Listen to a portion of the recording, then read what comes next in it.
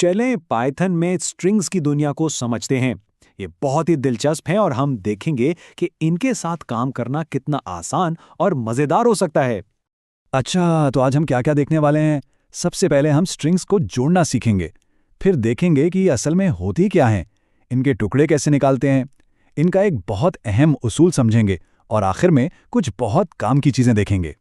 तो चलें शुरू करते हैं सबसे बुनियादी चीज़ से। अक्सर हमें दो या दो से ज़्यादा टेक्स्ट को मिलाकर एक बनाना होता है ना? कोडिंग में ये काम बहुत आम है। पाइथन यहाँ पर ना बड़ा समझदार है। अगर आप सिर्फ दो स्ट्रिंग्स को कोड में एक साथ लिख दें तो ये खुद ही समझ जाता है कि उन्हें जोड़ना है और उन्हें मिला देता है। कोई प्लस या कोई और निशान लगाने की ज़रूरत ही नहीं। लेकिन यहाँ एक छोटा सा मसला है। क्या होगा अगर इनमें से एक सीधा टेक्स्ट ना हो बल्कि एक वेरिएबल हो? और ये देखें, यहाँ पाइथन कंफ्यूज हो जाता है। दो सीधे सादे टेक्स्ट को तो उसने जोड़ दिया, लेकिन जैसे ही एक वेरिएबल बीच में आया उसने एरर दे दिया। वो कहता है नहीं, मैं ये खुद से नहीं कर सकता। ये बहुत अहम बात है याद रखने वाली। तो फिर हल क्या है?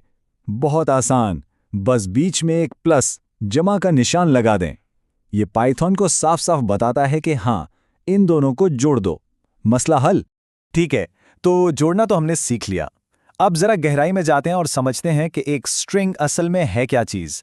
जब ये समझ आ जाएगा ना, तो स्ट्रिंग्स के साथ खेलना बहुत आसान हो जाएगा। ये सबसे अहम बात है। एक स्ट्रिंग को सिर्फ एक लफ्ज़ या जुमला ना समझें। इसे ऐसे सोचें जैसे ये मोतियों की एक लड़ी है, जहां हर मोती एक कैरेक्टर है और हर मोती की अपनी एक खास जगह है, एक तरतीब है। और क्योंकि ये एक तरतीब है, इसका मतलब है कि हम इस लड़ी में से किसी भी मोती को यानी किसी भी कैरेक्टर को आसानी से निकाल सकते हैं। यहाँ देखें, ये बहुत दिलचस्प है। हर कैरेक्टर के आप कह सकते हैं दो एड्रेस होते हैं। एक शुरू से जो 0 से गिनना शुरू करता है और दूसरा आखिर से जो -1 से शुरू होता है। कितना आसान है ना आखिर से किसी चीज़ को ढूंढना। तो किसी भी कैरेक्टर को पकड़ने के लिए हम बस ये स्क्वायर ब्रैकेट्स यानी ब्रैकेट्स इस्तेमाल करते हैं और उसके अंदर उसका नंबर यानी इंडेक्स लिख देते हैं।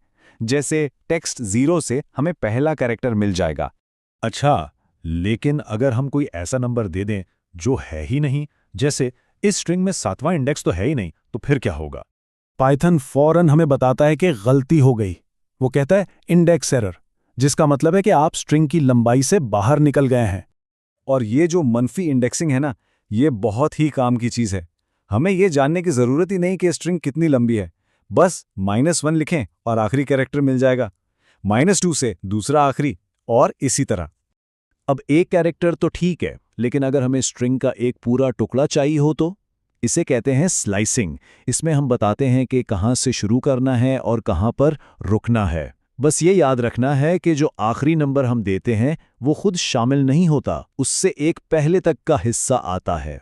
तो हम बीच में से कोई हिस्सा भी निकाल सकते हैं, जैसे यहाँ उसको निकाला है। और इसके कुछ शॉर्टकट्स भी हैं। अगर शुरू का नंबर ना दें तो वो बिल्कुल शुरू से ले लेता है, और अगर आखिर का नंबर ना दें तो वो बिल्कुल आखिर तक चला जाता है। बहुत आसान। अब एक बहुत मंतकी सवाल जहन में आता है।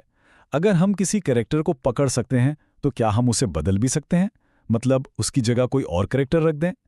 चलें देखते हैं। और यहीं पर पाइथन स्ट्रिंग्स का सबसे बड़ा असूल सामने आता है। तो आइए कोशिश करते हैं। हम कहते हैं कि पहले 3 कैरेक्टर्स की जगह टेल रख दो। ये लगता तो बिल्कुल ठीक है ना? लेकिन नहीं, पाइथन फिर से हमें रोक देता है। इस बार वो कहता है टाइप एरर, और इसका सीधा सा मतलब है कि आप एक बनी हुई स्ट्रिंग को बदल नहीं सकते। यही वो सुनहरी उसूल है। स्ट्रिंग्स होती हैं इम्यूटेबल। इस लफ्ज़ का मतलब है नाकाबिले तगयीर, यानी जिसे बदला ना जा सके। एक बार कोई स्ट्रिंग बन गई तो वो वैसी ही रहेगी। अगर इसे बदलना है तो दरअसल आपको एक बिल्कुल नई स्ट्रिंग बनानी पड़ती है। अच्छा, तो हमने काफ़ी कुछ सीख लिया।